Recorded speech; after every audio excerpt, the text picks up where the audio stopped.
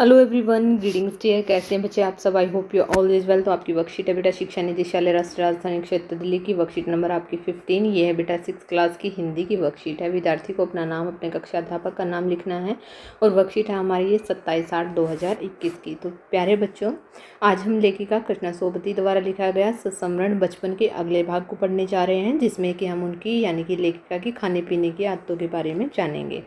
तो चलिए पढ़ते हैं बेटा। याद रहे कि उन दिनों कुछ घरों में ग्रामोफोन थे, रेडियो और टेलीविज़न नहीं थे। हमारे बचपन की कुल्फ़ी आइसक्रीम हो गई है, कचौड़ी समोसा हो गया है, पेटीज़ में बदल गई है कचौड़ी समोसा, सैतूत और फालसे और खसखस के शरबत कोक और पेप्सी में। उन दिनों कोक नहीं, लेमनेड विमटो मिलती थी। क्या मिलती थी बेटा? लेमनेड और विमटो।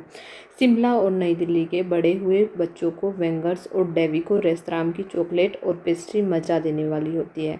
हम भाई बहनों की ड्यूटी लगती शिमला मॉल से ब्राउन ब्रेड लाने की। हमारा घर मॉल से ज़्यादा दूर नहीं था, एक छोटी सी चढ़ाई और गिरजा मैदान पहुंच जाते। वहां से एक उतराई और मॉल पर कन्फेक्शनरी काउंटर पर तरह तरह की पेस्ट्री और चॉकलेट की खुशबू मन भावनी थी। हमने हफ्ते में एक बार चॉकलेट खरीदने की छूट थी।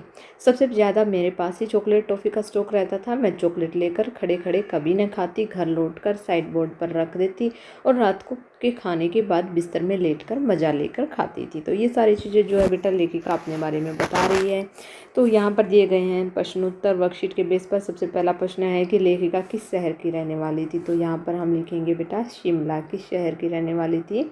आप पूरा प्रश्न ऐसे लिख सकते हैं कि लेखिका शिमला शहर की रहने वाली थी। ठीक है, आगे देखिए। आगे है कि लेखिका के अनुसार बचपन के दिनों में कुछ घरों में क्या होता था। तो क्या होता था बेटा? ग्रामोफोन होता था।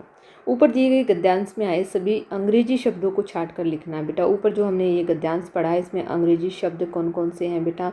एक तो देखिए ये रहा कोक, हम देखिए ऐसे लिखते हैं कोक, लेमनेड, विमटो, ठीक है, पेप्सी, कोक और पेप्सी।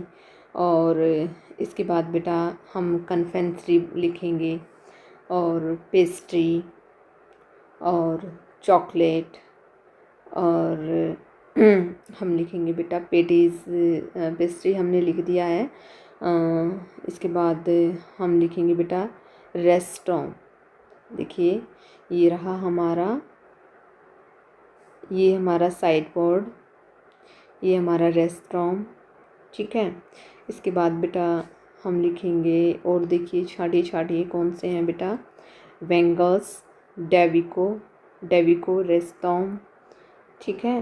तो ये कुछ शब्द हैं बेटा जो कि मैंने यहाँ पर छाट कर लिखे हैं। अगर आपको इनके अलावा भी कोई और शब्द दिखता है, काउंटर, ठीक है, आपको और भी कोई शब्द दिखता है तो स्टॉक, तो आप वो भी यहाँ पर लिख सकते हैं। अगला प्रश्न करते हैं बेटे। अगला प्रश्न है हमारा कि लेखिका शिमला मॉल पर क्या करने जाती थी। तो क्या करने जाती थी बेटा? ब्राउन ब्रेड लेने जाती थी। क्या लेने जाती थी?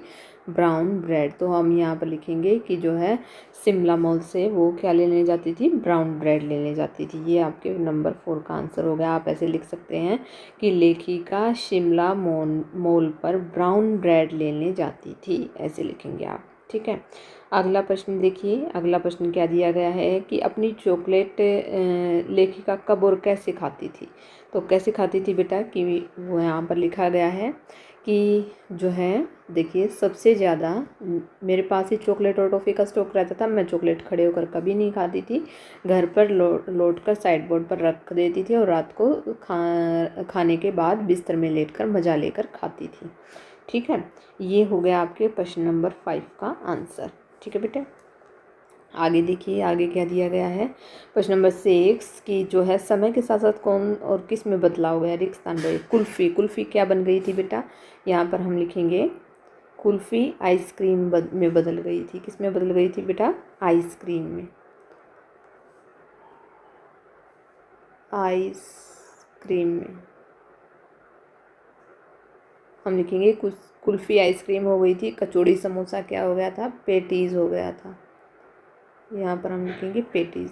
और कोक पेप्सी में बदल गया था। क्या बदल गया था बेटा? शरबत। हम यहाँ पर लिखेंगे शरबत जो है पेप्सी में बदल गया था।